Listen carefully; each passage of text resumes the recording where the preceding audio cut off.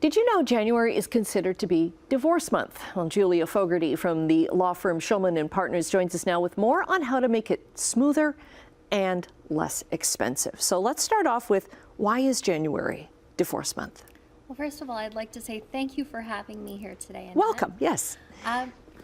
January is divorce month because December tends to be a very hectic, high-stress month. People try to get through December to get to January where there's less events, less awkwardness, less family motivated concerns, essentially. Like if you have children, you want to get through Christmas because you want them to enjoy Christmas. Mm-hmm. Right. Things of that nature. And it's also when the bills from Christmas start to come in. That too, yes. Okay, so a lot of people. Hi. Sorry. I hate to interrupt, but I don't think your microphone is on. Oh, no. Well, thank you. I'm just going to have you turn, and I'm just going to, Okay, so we're going to keep talking. Have a little Ignore the. Emily is not a puppet. I'm not a puppet. I thought you were running in for divorce expert. Well, see, I am divorced, so it kind of makes sense.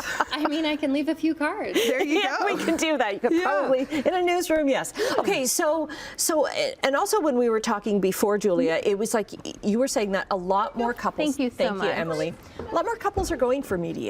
And mediation isn't necessarily something I associate with a lawyer. Absolutely. You know what? It's nice to use an alternative dispute resolution mechanism because it gives you more control over the process. When you go to court, you're subject to court rules, you're subject to court deadlines. Also, you have less privacy. Mm-hmm. When you go into mediation, the things that are said in mediation don't follow you to court, right? So it's a little quicker. Sometimes nobody ends up perfectly happy because mediation, you come up with your own resolution and it's something that you do on consent, right? Nobody can impose any kind of decision on one party or the other.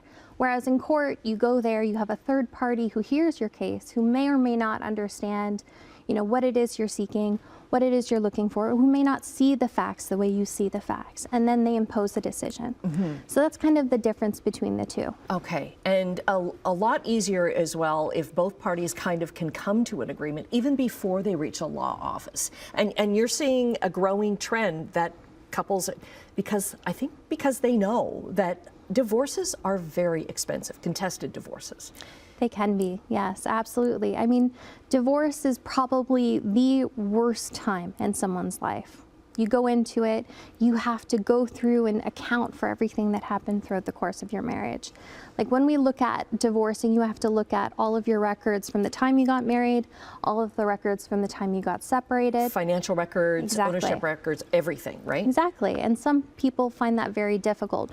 One, because you're reliving past trauma. Yeah. And two, sometimes time passes and some of these records are no longer available.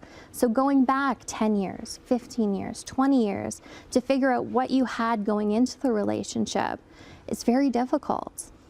And especially if there's a relationship imbalance. Exactly. Where it could be there was an affair, it could be a number of issues. Well, here in Ontario, we're actually a no-fault divorce province, which means the affair doesn't really have a bearing on whether or not assets are divided one way or the other. Right, but I'm thinking from an emotional state. From an emotional state, absolutely. Absolutely. Because when you have hurt feelings, I mean, it's hard to make decisions and act very, very rationally. And if you're making decisions that aren't necessarily in your best interest, you're also increasing your costs. You're making this process longer and more expensive for yourself. Right, because that ends up being like, I wanna win this divorce, right? And it shouldn't be seen as a win or a lose.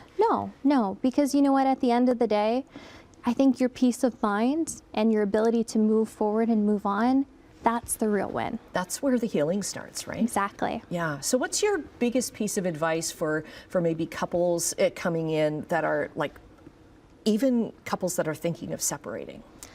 I would say take an inventory of your life. And I don't mean that from the perspective of property. I mean that from an emotional and psychological perspective. Because you need to make sure that, one, you're sure you want to do this. It is a big undertaking.